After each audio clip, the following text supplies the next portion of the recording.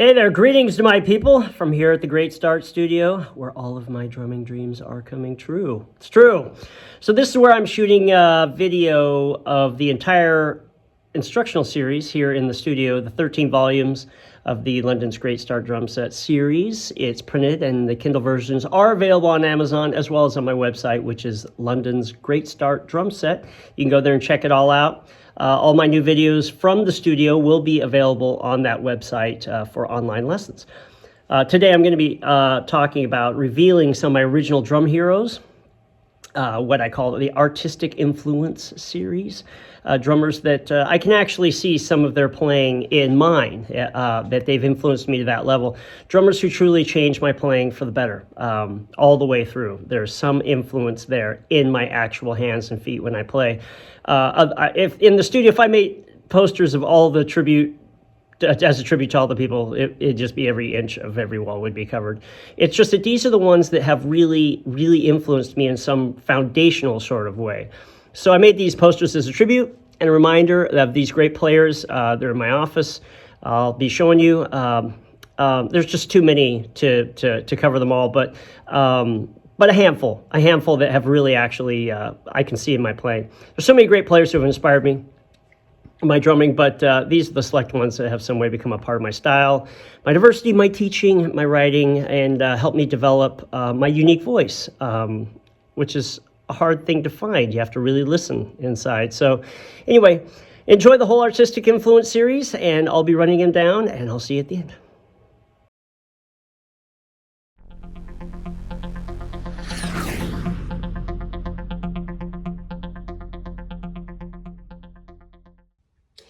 Hey, next up on my Artistic Influence series is Steve Gadd. Steve Gadd, the legendary Steve Gadd, of course, everyone knows. He's like a who's who. He's played with a who's who of everybody.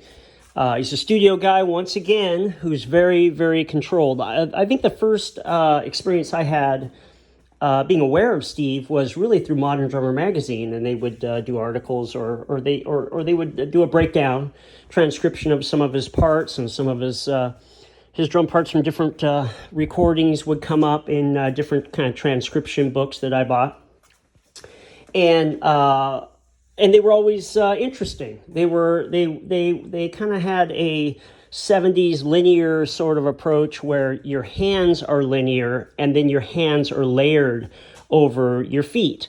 And so originally that's what we all called linear.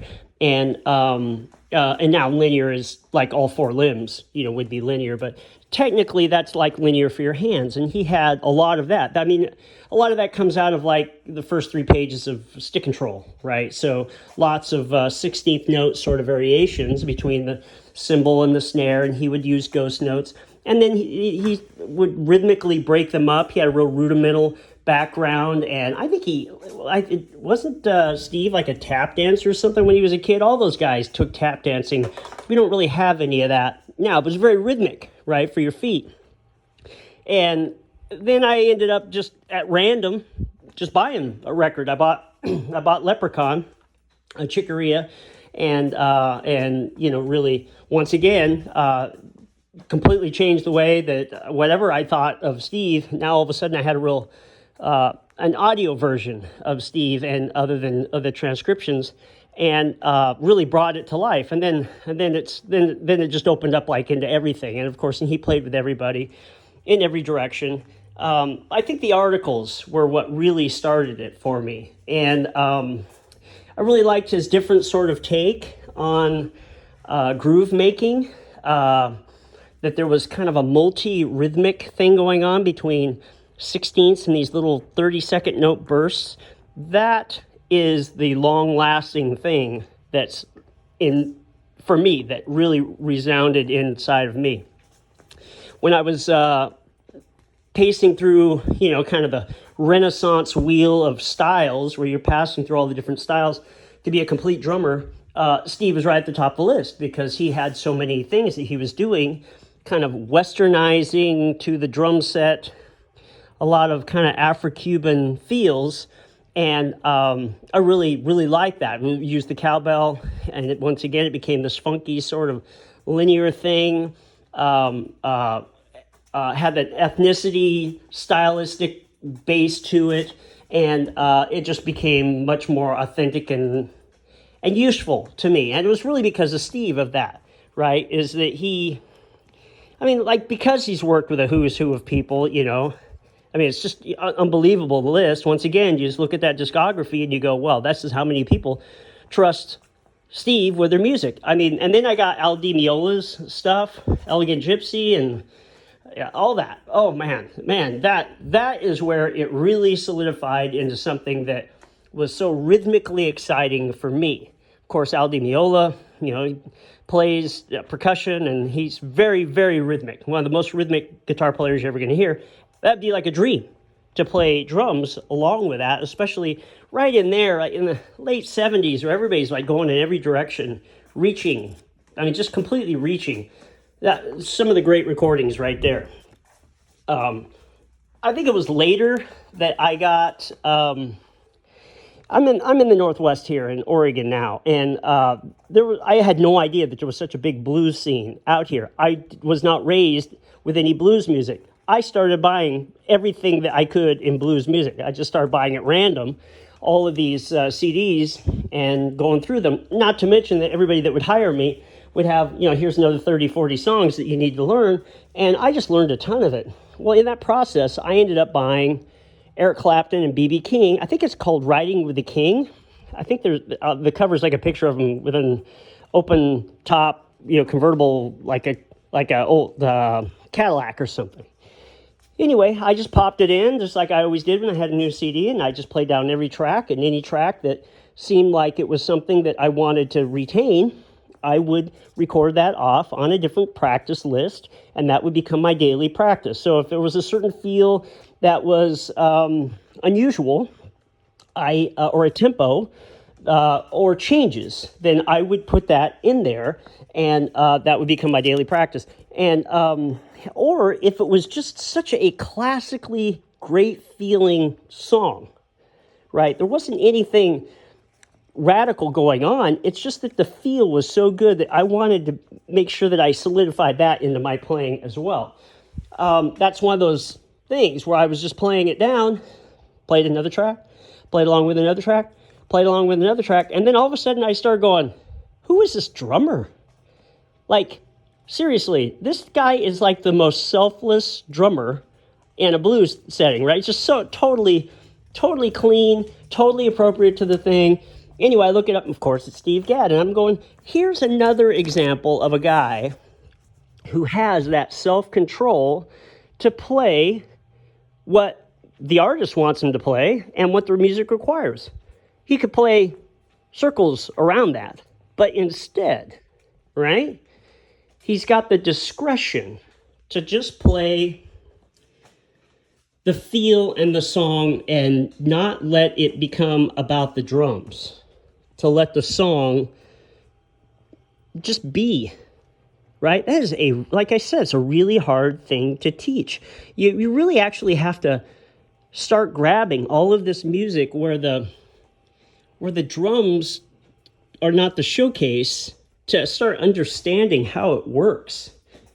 It's a beautiful discipline to have. It's not the only discipline to have. This is where people make this huge mistake where it's either that it's got to be the most radical outside kind of playing, or it's not real drumming, or it's got to be the most solid kind of playing, almost faceless, borderless, just kind of nondescript sort of drumming that just forms right in perfectly with the song, or that's not real drumming. It's all real drumming.